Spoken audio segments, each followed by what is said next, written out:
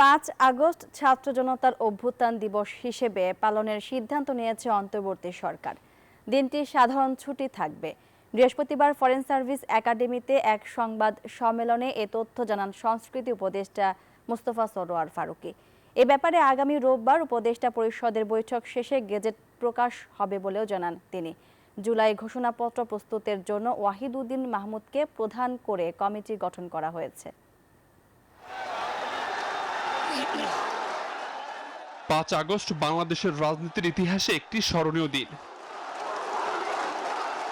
ক্ষমতায় টিকে থাকতে পুলিশ দিয়ে গুলি করে হত্যাসহ সব ধরনের চেষ্টা চালায় আওয়ামী লীগ, কিন্তু সরকার পতনের এক দফা দাবিতে ঐক্যবদ্ধ হয়ে থাকে বাংলাদেশ।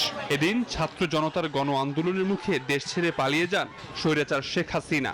ফলে তরুণদের নেতৃত্বে দীর্ঘদিনের অন্যায়, অবিচার আর জুলুম থেকে মুক্ত হয় বাংলাদেশ। সেই জুলাই বিপ্লবের অনুভূতিকে ফিরিয়ে আনতেই 5 আগস্ট সরকারি ছুটি ঘোষণা করেছে অন্তর্বর্তী সরকার। 5 আগস্ট ছাত্র জনতার গণ অভ্যুত্থান দিবস পালন করার আজকে একটা প্রাথমিক সিদ্ধান্ত হয়েছে। রোববারে ক্যাবিনেট বসবে, সেই ক্যাবিনেটে এটা নিশ্চয়ই পাশ করা হবে। করার পরে এটা গেজেটের মাধ্যমে আপনারা জানবেন।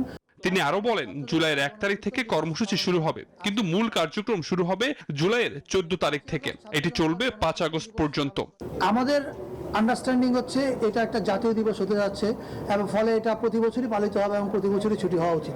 বলেন, যাদের রক্তের বিনিময়ে আমরা নতুন বাংলাদেশ পেয়েছি, যুগ যুগ ধরে স্মরণ করতে হবে সেই বীর যোদ্ধাদের। আবির হোসেন, নিউজ 24, ঢাকা। বান্ডেল থাকলে প্রতি সেনমানিতে টাকা বাঁচবে।